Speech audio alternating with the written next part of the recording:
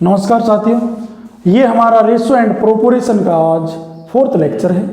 इससे पहले हमने 3 लेक्चर को कंप्लीट करवाया है और ये हमारा 4th लेक्चर का फर्स्ट क्वेश्चन है। हम पढ़ेंगे क्या? प्रोपोर्शन, समानुपात। इसने बोला है फर्स्ट क्वेश्चन के अंदर 8 और 4 का फर्स्ट प्रोपोर्शन फाइंड आउट करो। ये क्वेश्चन कई बार एग्जाम के अंदर आता है, बट ये क्वेश्चन बिल्कुल ही बेसिक के ऊपर आधारित है। मैंने पहले भी बताया था, हम कम से कम 3 से 4-5 वीडियो ऐसी होंगी हमारी जो बिल्कुल ही बेसिक के ऊपर आधारित होंगी कि रेशो प्रोपोर्शन निकालते कैसे हैं। उसके बाद हम लेवल को इंक्रीज करते जाएंगे। आज 4th लेक्चर का फिर हमारा बेसिक है, हम पढ़ेंगे प्रोपोर्शन। 8 और 4 का फर्स्ट प्रोपोर्शन फाइंड आउट करेंगे। देखिए बिल्कुल आसान है, हमने फर्स्ट निकालना है। हम मान लेंगे ये बी का मान है और ये सी का मान है, ठीक है। हमने निकालना है क्या? First proportion. फर्स्ट का मतलब है ए मान लेते हैं हम। फर्स्ट प्रोपोर्शन हम निकालते कैसे हैं? हमारे पास फॉर्मूला क्या होता है? बी मल्टीप्लाई बी और बाई में क्या होता है? सी। ये हमारा फर्स्ट प्रोपोर्शन का फॉर्मूला होता है। और फर्स्ट प्रोपोर्शन बी का मान हमारे पास कितना है? 8 मल्टीप्लाई 8 बाई में। अब सी का मान कितना हमारे पास? सी का मान हमारे पास कितना है? 4। अब हम इसको सोल्व करेंगे। सोल्व करने के बाद कितना है? 4 से काटेंगे, 4 दूनी 8, 8 दूनी 16। जो हमारा फर्स्ट प्रोपोर्शन आया है वो कितना आया है? 16 आया है। एक एग्जांपल और लेते हैं फर्स्ट प्रोपोर्शन का है। क्या? कोई भी मान लेते हैं। मान लीजिए मैंने बोला 20 और 30 का फर्स्ट प्रोपोर्शन फाइंड आउट करो। तो आप कैसे करेंगे? 20 और 30 का फर्स्ट प्रोपोर्शन कैसे करेंगे? देखिए ये b का मान हो गया और ये क्या मान हो गया? c का मान हुआ। अब b और c का मान, अगर ये b का मान है, हमने c का निकालना, या इसके अंदर और कुछ भी चेंज कर सकते हैं। मान लीजिए मैं यहाँ पे 50 लिख देता हूँ, चलो c का मान 50 लिख देते हैं। तो मैंने क्या होता, हमने निकालना है क्या? First proportion. क्या निकालना है? First proportion. वही बात है, फर्स्ट प्रोपोर्शन कैसे निकालते हैं? क्योंकि ये b का मान है, ये c का मान है, a तो हमने निकालना है। फर्स्ट प्रोपोर्शन के लिए क्या करेंगे हम? वही बात है, a निकालना है तो b मल्टीप्लाई b, मतलब 20 मल्टीप्लाई 20 और बाई में कितना आ जाएगा? 50। यहाँ तक सही बात है। अब दूसरी बात आएगी, ये हमारे पास b का मान है और ये हमारे पास c का मान है। अब 0 से 0 को कैंसिल करेंगे, 5 से काटेंगे 4 पे, 4 2 जा कितना होता है? 8। तो हमारे पास फर्स्ट प्रोपोर्शन क्या होगा? 8 होगा। ये हमारा फर्स्ट प्रोपोर्शन था। अब हम क्या पढ़ेंगे इस बेसिक के अंदर? हम पढ़ेंगे सेकंड प्रोपोर्शन। क्या पढ़ेंगे? Second proportion.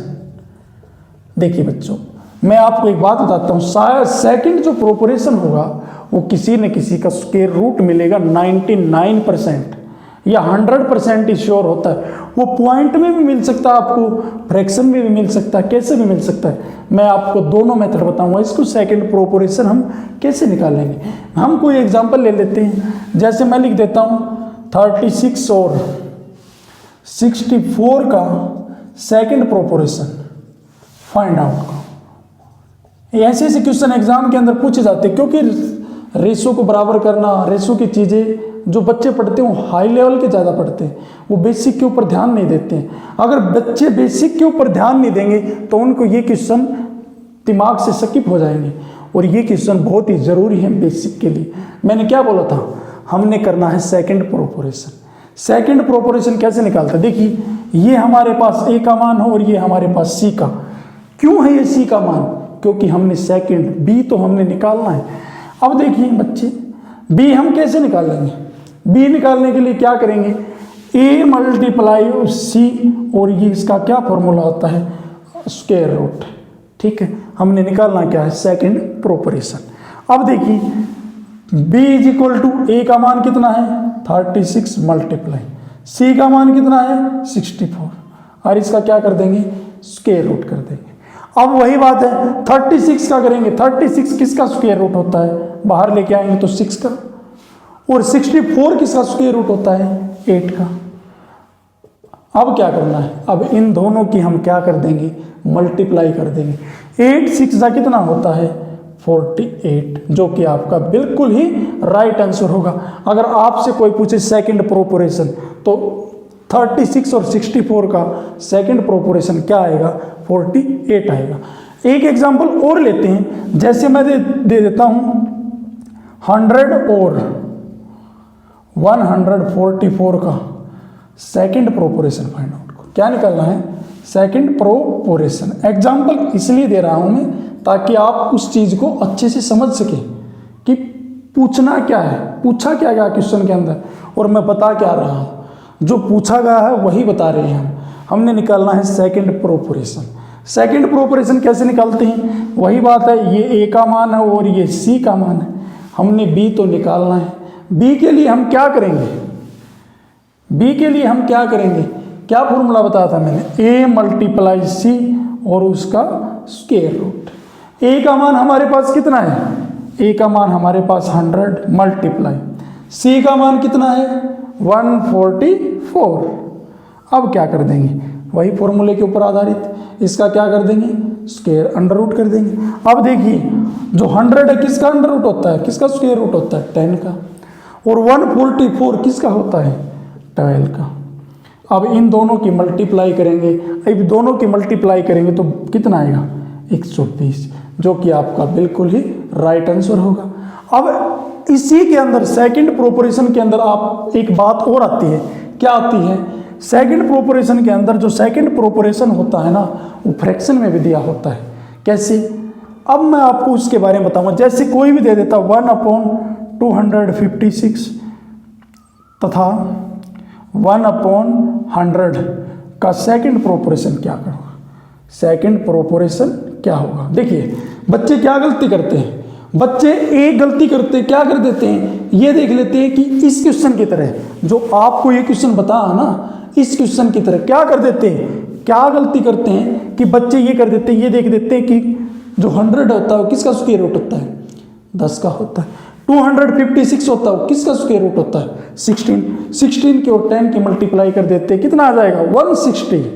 रॉन्ग आंसर, नहीं आएगा। देखिए 160 नहीं आएगा, ये हमारे पास ए का मान है और ये हमारे पास सी का मान। मैं सेकंड प्रोपोरेशन के अंदर आपको यही चीज समझाना चाह रहा हूं। क्या? 1/256, ये ए का मान, ये सी का मान, तो ए मल्टीप्लाई सी और इसका क्या हो जाएगा? स्क्वायर रूट हो जाएगा। ए का मान कितना है? इधर करते हैं 1/56 मल्टीप्लाई 1/100 और इसका स्क्वायर रूट। अब इसको सोल्व करेंगे। अब इसको हम सोल्व कर देते हैं, हम इसको यहाँ पे सोल्व करते हैं। जैसे 1/256, 256 किसका स्क्वायर रूट होता है? 16 का। 1/16 मल्टीप्लाई, क्योंकि ये बाहर आ चुका है, रूट हट चुका है। 1/100 है किसका स्क्वायर रूट होता है? 1/10। देखिए बच्चे मैं यही चीज समझाना चाह रहा था। अब इनकी मल्टीप्लाई कर देंगे, 10 की और इसकी मल्टीप्लाई करेंगे तो कितना आएगा? 160। आप कभी भी इतना क्वेश्चन को नहीं छोड़ेंगे। अब ये एक की और एक की मल्टीप्लाई करेंगे तो कितना आएगा? 1/160, जो कि आपका बिल्कुल राइट आंसर होगा। और सेकंड प्रोपोरेशन के अंदर अगर कोई पूछता है तो ये ज़्यादातर पूछता है, क्योंकि कई बार बच्चे वही गलती कर देते हैं कि 160 छोड़ देते हैं।